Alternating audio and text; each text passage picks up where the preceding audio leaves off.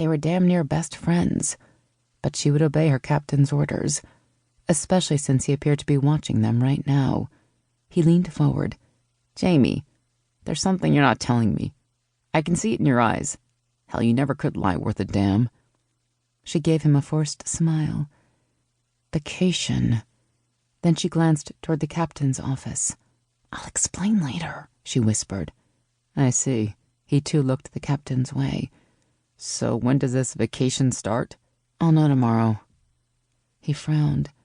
"You're not in any trouble, are you?" "No, not yet, anyway."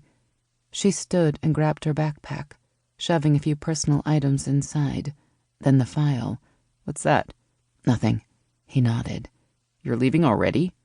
"Yeah, I've got some things to take care of. I'll be in early if you want to get in a workout." "Sure. I'll blame you when Amanda wants to know why I'm leaving her bed early," he said as he leaned back in his chair. "As if.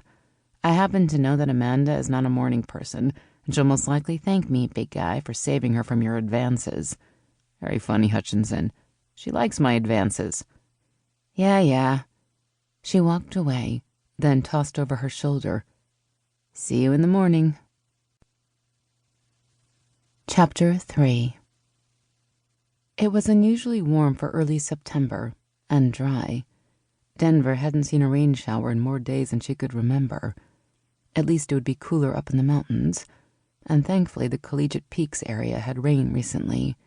The burn ban was lifted about 8,000 feet. At least they could have a campfire at night. She didn't think these women could make the trip without one. Sara slowed her pace, waiting for the others to catch up with her.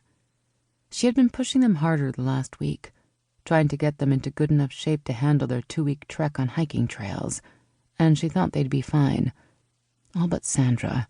She would have to keep an eye on Sandra. "It's hot, Sarge," Abby panted as she came alongside Sara on the jogging trail. "I haven't sweated this much since I went on a walking tour of Atlanta one July." "Ms. Michaels, maybe a break?" Sara stopped and allowed everyone to catch their breath, hiding her smile at the use of the nickname they'd given her. Sandra was several yards behind them, still struggling to keep up. "How you doing, Sandra?" "I'm coming." Sandra Kellum was the oldest of the group and the most out of shape. But in the 10 weeks they'd been training, she'd made progress, shedding nearly 20 pounds. Unfortunately, she could stand to shed another 30. "You'll be fine, Sandra. We'll take it nice and slow on the trails." "You keep saying that," she panted as she bent over at the waist. "Don't worry, Sandra. We'll all help," Abby said. Sara stared at the group of 10 women, all of varying ages and backgrounds, all with anticipation on their faces. They wanted to change their lives. In the 3 years she'd been doing the program, she always felt a sense of accomplishment in the 10th week, knowing that the counseling sessions were over and their 2-week sojourn into the mountains would mark a rebirth for them. But for some reason this time she felt uneasy. The group was not unlike the one before them, and most likely no different than the next one would be. They all came because of the same circumstances. They were overweight, or they were unhappy in their life, unhappy in their job, unhappy in their marriage. Most of them lacked self-esteem and confidence, and nearly all of them simply wanted a new outlook. And in only 10 weeks they changed from timid, unhappy, overweight individuals to confident, independent women, ready to face the rest of their lives. But this time something wasn't right. She shook off the feeling, telling herself it was just the recent visit she'd had from the FBI. Well, she was used to threats, mostly from her father, but still, she was used to it. She would not be intimidated. She was accomplishing too much to stop now. "Okay, ladies, 1 more mile and then we're done."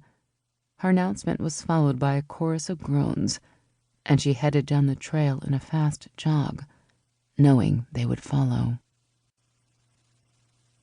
Chapter 4.